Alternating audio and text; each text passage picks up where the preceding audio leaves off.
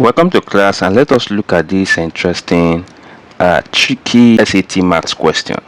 Okay, and it reads that if x equals 2 raised to 2, what is x raised to x? Looks very confusing, but very simple.